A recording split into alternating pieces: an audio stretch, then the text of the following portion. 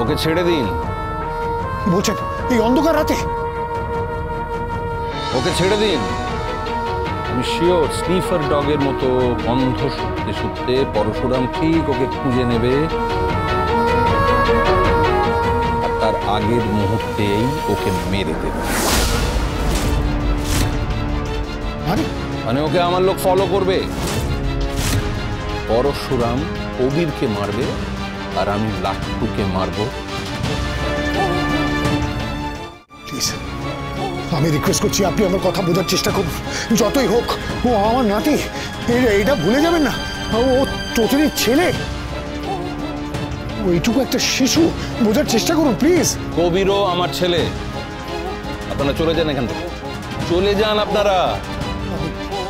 আমি হাত জোর করছি, প্লিজ এটা করবেন না।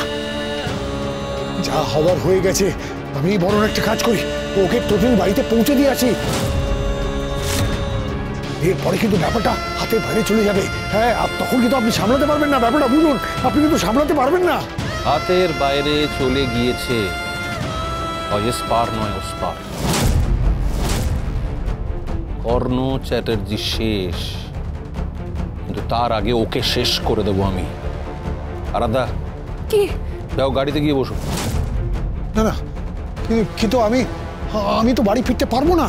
তার কারণ আমার বাড়িতে পুরো স্পেশাল ব্রাঞ্চের অফিসাররা ঘিরে রেখেছে। তাহলে যান আপনিও বাইরে গাড়িতে গিয়ে বসুন। আমি ড্রাইভারকে একটা অ্যাড্রেস বলে দিচ্ছি, ওখানে পৌঁছে যান। লাট্টু,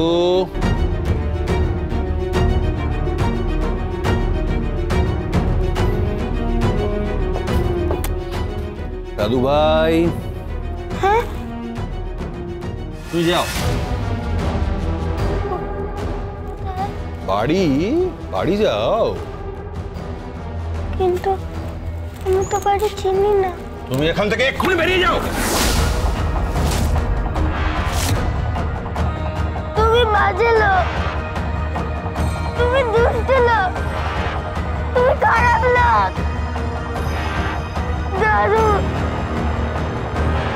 তুমি ডিভান, ডেভিল তুমি।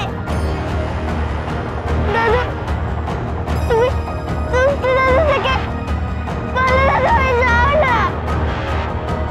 আমি মাম্মির কাছে যাবো, আমি ডিভানের কাছে যাবো, আমি মায়ের কাছে যাবো। দাদু,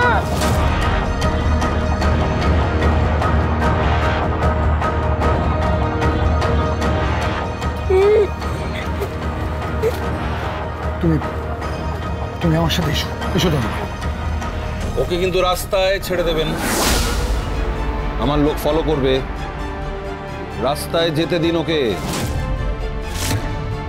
কিন্তু পরশুরাম বলেছে সূর্যোদয়ের মধ্যে যদি লাট্টুকে না পাওয়া যায়, ও কিন্তু কবিরকে শুট করে দেবে। ড্যাডি, ড্যাডি প্লিজ এখান থেকে চলো। আরাধ্যা, আমার প্লিজ চলো এখান থেকে। এসো।